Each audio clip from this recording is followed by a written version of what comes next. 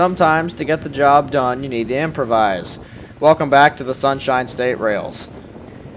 We have made a quick trip out to CSX's northern Palmetto Subdivision. 0823 coming out of Bradenton with his usual Tropicana and mixed freight had a couple of EMD leaders on the head, so we did our best to catch it. We caught up to him by the time we got to Apollo Beach, and pulling up to the old US 41 railroad crossing, there was some maintenance equipment getting out of the way to let 823 past. As for today's improvision, I would be running supportless, as I forgot my tripod at home, thanks be to me for that one. So the rest of the day today I'll be running without a tripod. Hopefully you like or are okay with some handheld shots, because that's all I had today. But soon enough, the foreman gave 823 the clear, and they crawled over the crossing.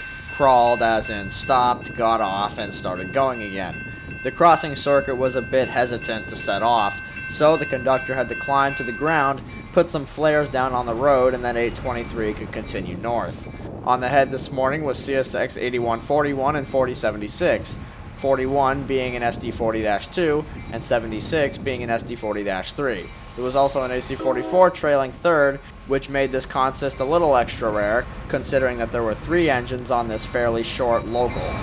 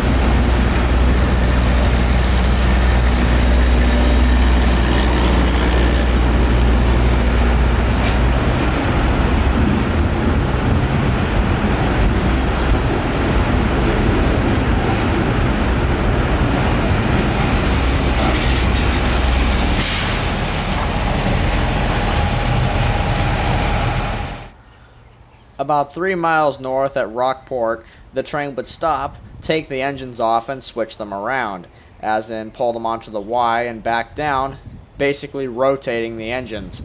Some sort of preference on either 0823 or QO46, which these engines would go on later, wanted the AC44 to lead. So to make that happen, Rockport Y was used to turn the engines around.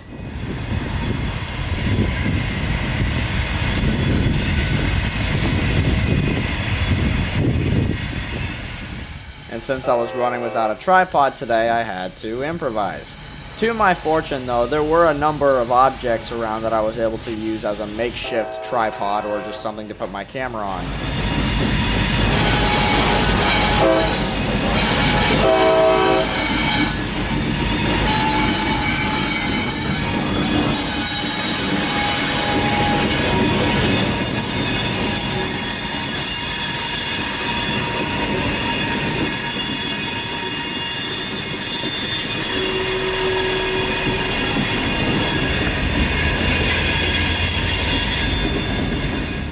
Now that the locomotives had been turned on the Y, he could back onto his train with the engines reversed.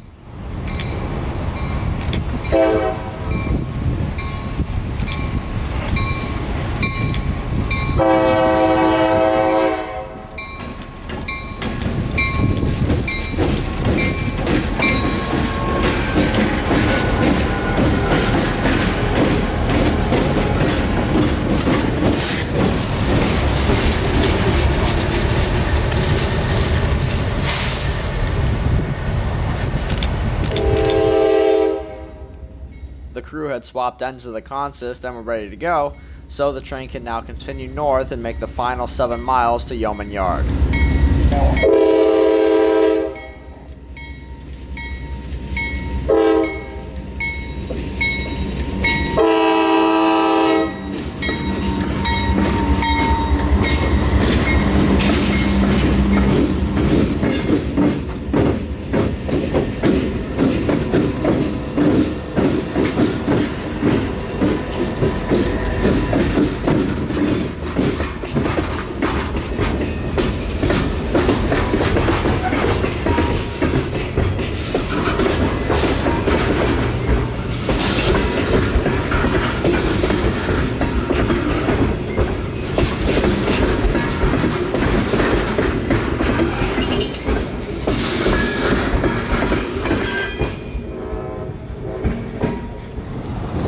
So the day continues. We tried to go to Walmart to get a tripod, but they were out.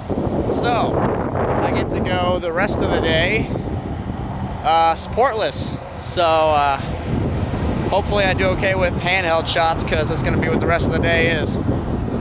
So we couldn't look around any longer because there's really no other stores around, and 750 was already on the move, so we had to come back to Gibsonton. He's around the corner now, actually. He got the bridge down there lined and locked for him, so he'll be going to Palmetto today. Got 2041 leading, and yeah, I'll probably just have to resort to mostly handheld stuff for the rest of the chase down there. Just as 750 rounded the corner, I was able to find a pipeline warning post that I could set my camera on as the engine came past. Though he only had 15 cars of rock for Palmetto, it was still quite the load for this single Jeep on head. He also had some freight destined for Big Bend and Port Manatee.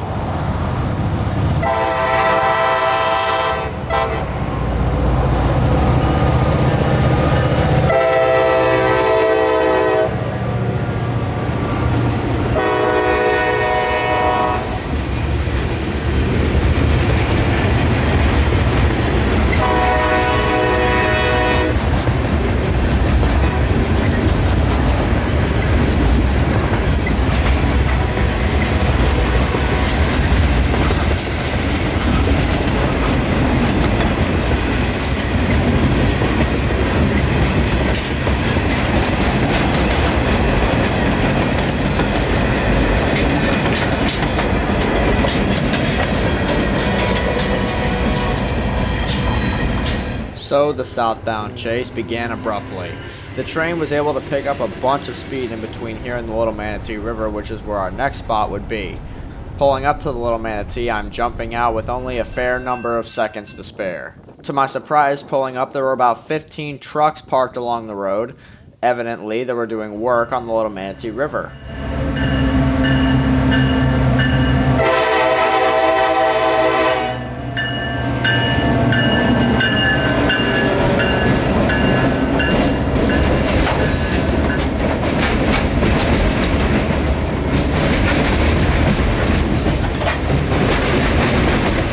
Note those floating panels underneath the swing span. According to one of my good bridge tender friends who happened to be here, they were doing work on the bridge and ending an era for this bridge entirely. Just like the Big Manatee River in Bradenton and the Alafia River in Gibsonton, when work here is complete, this bridge will be completely remote control, to which no more manual bridge tending will be necessary. The man at the desk of the Alafia River will now be able to remotely control every single operable bridge on this subdivision. It'll be easier to document later when this is all complete, but another thing that happened apparently a couple weeks ago was the siding to the north was cut off the main line. The switches are gone, and from what I know, the track's probably going to be ripped up here sometime soon. I guess they just don't need it anymore. All they would store in there is work equipment anyway. Still, times are changing here at the Little Manatee River. As you know, the ACL lettering is gone too. New steel and reinforcement panels were put on the bridge, taking the ACL lettering with it. I'm hoping that this work doesn't endanger the old signals that stand here, because they're one of the oldest things I've seen almost anywhere.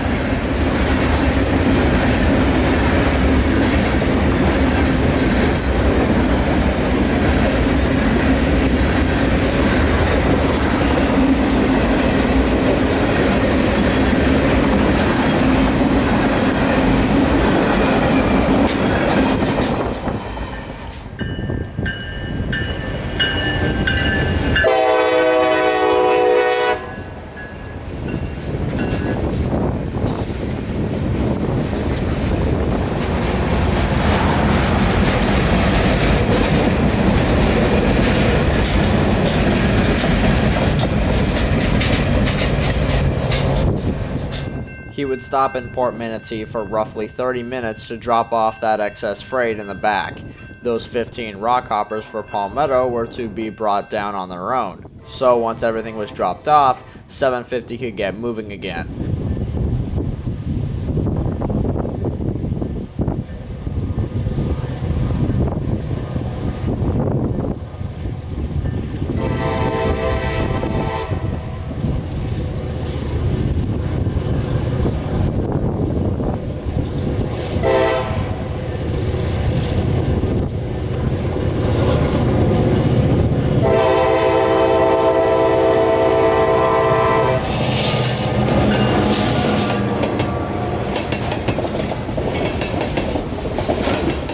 This is the last spot that we would catch 0750 at today.